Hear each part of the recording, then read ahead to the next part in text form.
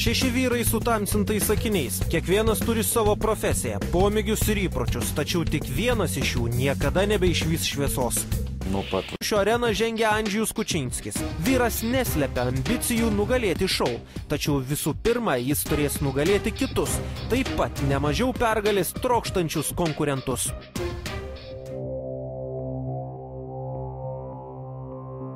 Andžejus keistais rankų mostais bando nustatyti, kuris iš vyrų nemato.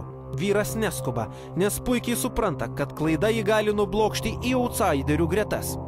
Aš pažiūrėjau spinduliavimą, išeina, kad pas šitą žmogų iš akių eina pati mažesnė spinduliavimą. Aš negaliu tiksliai atsakyti, ar šitas žmogus nemato, bet iš visų šitas žmogus turi pati mažesnį spinduliavimą iš šitos vietos. Ir viena iš tokių gali būti mano strategija, kad jeigu toks mažas spinduliavimas, tai gali būti šitas žmogus.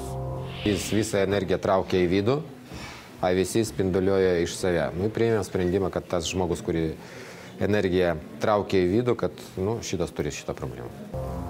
Aš galutinį verdiktą priimsiu pirmą. Sprendžiu. Dalyvis iš mano pusės 4.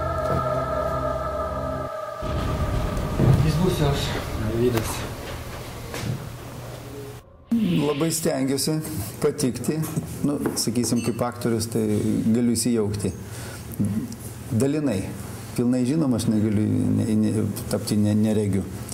Bet dalinai, kiek galiu, stengiuosi. Jeigu taip išeitų, kad ir antrą užduotį man nepasisektų, būtų labai liūdna, kad reikia atsisveikinti, bet bandysiu antrą užduotį padaryti geriau jau. Dar vienam laidos favoritui belieka viltis, kad antrasis eksperimentas jam pavyks geriau. Kova darosi vis aštresnė. Ties iškritimo slenksčiu atsidūrė 2 šou favoritai. Arenos viltis - ekstrasensų mūšio dalyviai. Galbūt jie pasakys mamai, kas iš tiesų nutiko jo sūnui. Pirmasis tai padaryti pabandys Andžejus. Man krenta nuotrauka, tai žmogus mirė jau, negyvas. Norėčiau sužinoti, kaip mirėte. Aš jaučiu, kad čia maždaug su kokia statyba sujungta yra.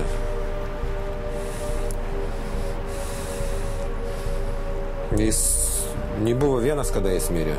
Ne. Dar buvo pora žmonių buvo dar. Taip.